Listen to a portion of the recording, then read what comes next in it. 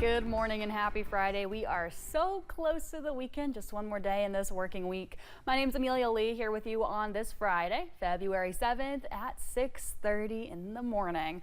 Well, it's also time to check on in with meteorologist Megan Dusmal. Megan, we have had some severe weather in the days past, and we may have some coming up throughout our weekend. But as you've said previously, we are good for today. So what can folks expect, especially as we work to head out the door this morning and go to work? Yes, as you're heading off to work, the good news is, again, we'll see those nice and dry conditions, something that we did not see yesterday in the morning hours and throughout the rest of the day, really. But right now, we're looking at satellite and radar. No rain in the area, watching as those clouds are subsiding, and once they've moved out of our area, we're looking nice and clear until we're heading into the afternoon when those cloud chances pick up, and the rain chance will pick up as we're heading into the late evening hours around the 8 o'clock. Starting off light, building strength as we're heading into your Saturday. And we'll see those storm chances start to ramp up as we're heading into Saturday night into Sunday morning. Now, let's talk about those current temperatures as you're heading out the door, looking in the upper 30s and low 40s, continuing to see those temperatures warm up into the afternoon highs in the low 50s to mid 50s. Amelia? All right, thank you, Megan. A fire in Johnson County closed a portion of the downtown Paintsville area yesterday as a building with a storied past burned to the ground.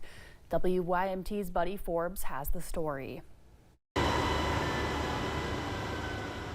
It's a big part of our town that's burned to the ground. It's gone. First responders say a call came in just before 10 a.m. Thursday, saying a business space on Broadway in Paintsville was engulfed in flames. We've got a commercial structure that has been totally burnt.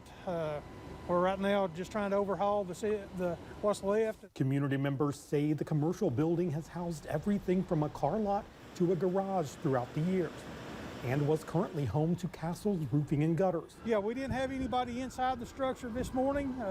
Nobody was inside. Everybody was out okay, so that's a blessing. The flames and smoke could be seen from all around the city as firefighters from Paintsville, Prestonsburg, W.R. Castle, Thelma, Rock House, and Inez battled the blaze, keeping the flames contained. Our main purpose is to protect our exposures. Have two buildings that are in harm's way.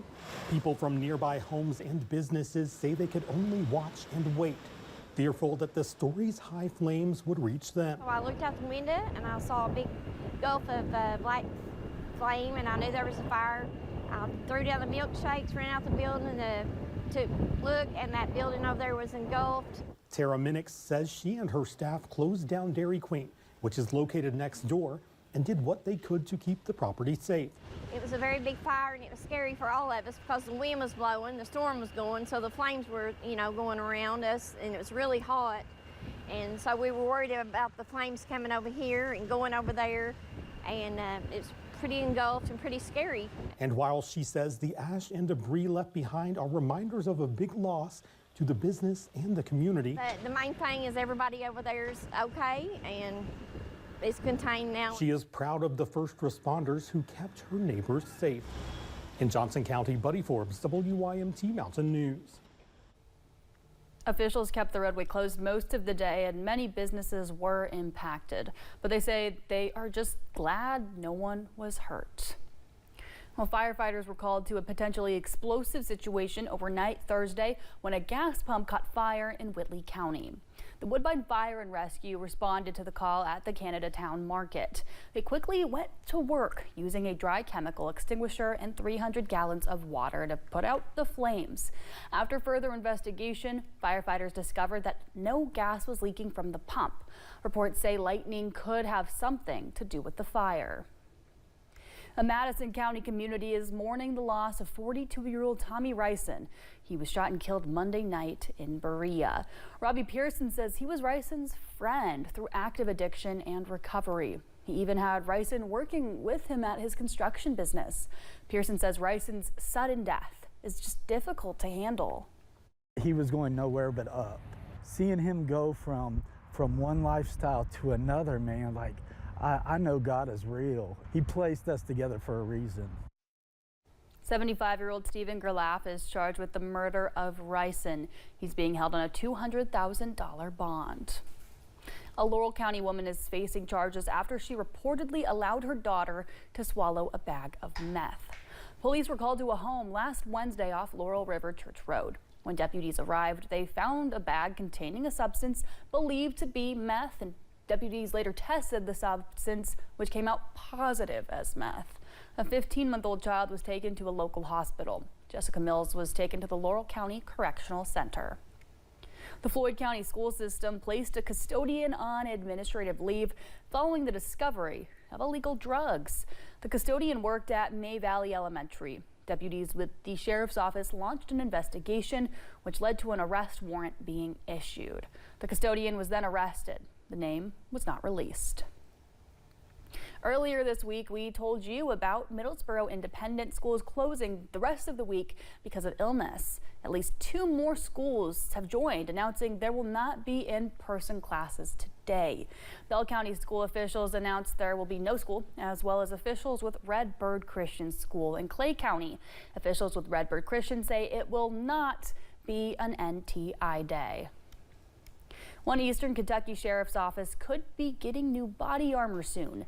Officials with the Pike County Judge Executive's Office say the Sheriff's Department was approved to get new bulletproof vests. A grant was signed to purchase 17 vests. The initiative is part of the Body Armor Grants program with the Office of Attorney General Russell Coleman.